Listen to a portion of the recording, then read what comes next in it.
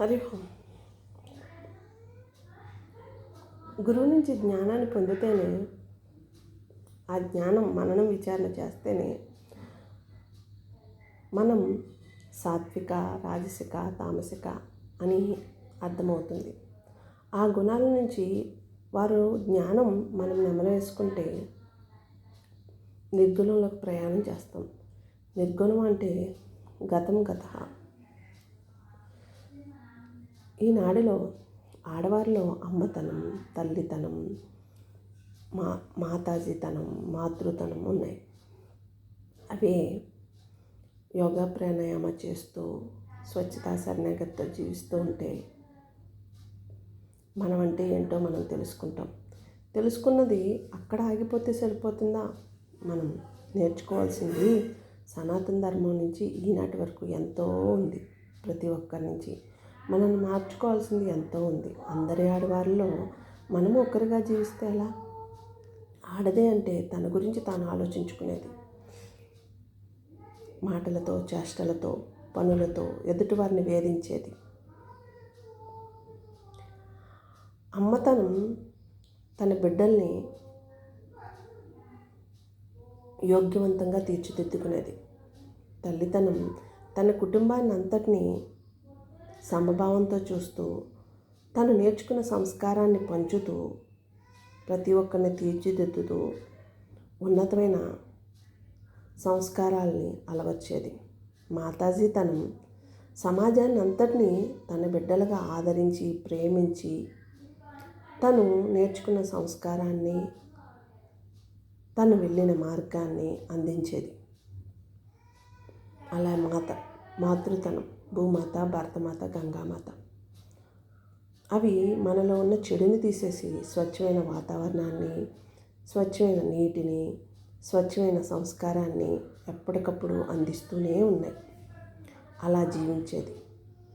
మరి ఆడదానిలాగా పూజలు, వ్రతాలు, నోవులని కోరికలతో జీవిస్తుందా? చుట్టూ ఉన్న సమాజాన్ని చేర్చుకుని అవే జీవితంగా పెంచి పోషిస్తుందా?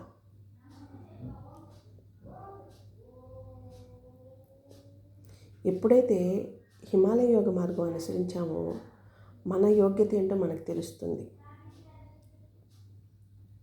తెలిసిన తర్వాత అవి మనలో ఉన్న షట్చక్రాలను శుద్ధి చేస్తాయి, మాటను శుద్ధి చేస్తాయి, పనిని శుద్ధి చేస్తాయి. పొగడ్తలకు పడిపోకుండా, విమర్శలకు కృంగిపోకుండా ఈ మహాత్ములు చెప్పిన విధంగా అనుసరిస్తాయి. అనుసరించిన తర్వాత ఎదుటివారి మనసు యొక్క యోగ్యతను గుర్తించి వారికి ఏది ఎలా అందించాలో అది అందిస్తూ తనతో పాటు ఎదుటివారిని తట్టి లేపుతుంది. స్త్రీ యొక్క స్వభావం. స్త్రీని దరిద్రితో ఎందుకు పోల్చారు? దరిద్రి మనకి ఏది ఇవ్వాలో అది ఇస్తుందా లేదా? స్త్రీగా జన్మ తీసుకున్నందుకు ఆడదానిలాగా కాదు జీవించడం. స్త్రీ ధనముతో అంటే స్త్రీ ధనముతో అంటే జ్ఞానమనే ధనముతో తామసిక, రాజసిక, సాత్విక గుణాలను వదిలి స్త్రీలోనే ఉన్నాయి.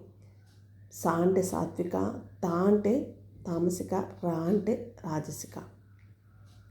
అతీతంగా జీవించేది స్త్రీ ధనం. ఆ ధనం మనమవుతే మనం మానసిక ఆరోగ్యాన్ని, ఆత్మ ఆనందాన్ని, బుద్ధి ప్రశాంతంగా మనమే కాదు మన చుట్టూ ఉన్న మనవారు, మనం కావాలి అనుకున్న వారందరికీ అందించగలుగుతాం. అంతటి యోగ్యత ఆ స్త్రీకి ఉంది. అలాగే పురుషుడులో లేదా అంటే పురుషుడు తన వరకు తను ఆలోచిస్తే మగవాడి కిందే ఉంటాడు. అదే సమాజం, కుటుంబ బాగోగులు చూస్తే పురుషుడిగా మారుతాడు. సమాజాన్ని లోకి పోతూ సమాజానికి ఏది ఇవ్వాలో అది అందిస్తూ ఉంటే పరపురుషుడుగా ఉంటాడు. అంటే సమాజంలో ఉంటూ కూడా ఎవరో వచ్చి మనల్ని తీర్చిదిద్దారంటారు కదా పరపురుషుడు. పరమపురుషుడు అంటే స్వామి లాంటి వారు. తనకంటూ ఏది ఉంచుకోకుండా దాన ధర్మ సేవ చేస్తూ ఎదుటివారి ఆనందమే తన ఆరోగ్యము, ఎదుటివారి ప్రశాంతతే తన మానసిక ప్రశాంతత, బుద్ధి ప్రశాంతత.